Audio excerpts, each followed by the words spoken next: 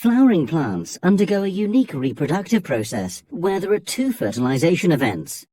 This double fertilization event occurs between the male reproductive organ, the male gametophyte, and the female reproductive organ, the female gametophyte.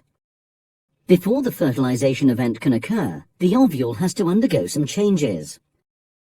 At present, the ovule contains one reproductive cell, known as the megaspore or mother cell.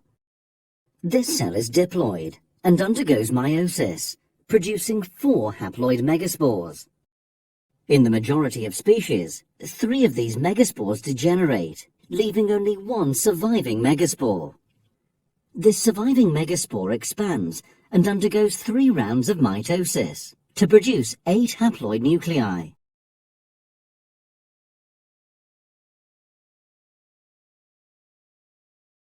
As the nuclei have not developed any individual division, they initially share the same cytoplasm.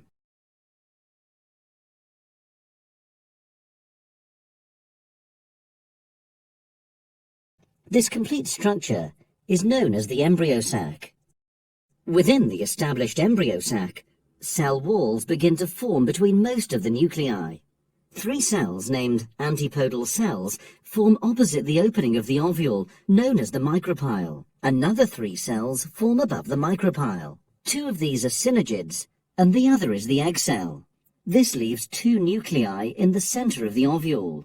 These central nuclei remain together in one large cell.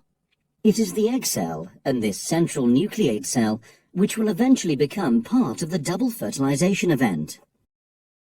In order for the double fertilization event to occur, the male gametes, the sperm, must travel from the anther to the embryo sac within the female reproductive organ.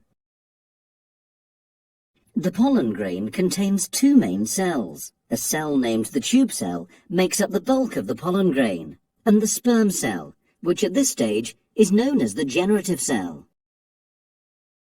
To reach the embryo sac, a pollen grain must land on the stigma.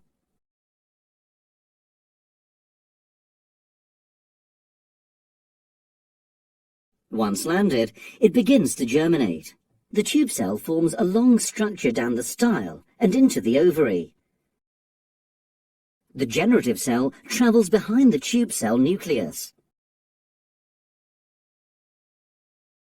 Once near the ovary, it divides by mitosis to produce 2 haploid sperm cells. The pollen tube reaches the micropyle and releases the sperm cells into the embryo sac. One of the 2 sperm cells fertilizes the egg cell. This produces a diploid zygote, which will become the embryo. The other sperm cell moves up and fuses with both of the central nuclei, forming a triploid cell. This unusual triploid cell develops into an endosperm and serves as the embryo's food supply during early development. It is only angiosperms, flowering plants, which have this double fertilization characteristic, where a diploid zygote and a triploid endosperm form.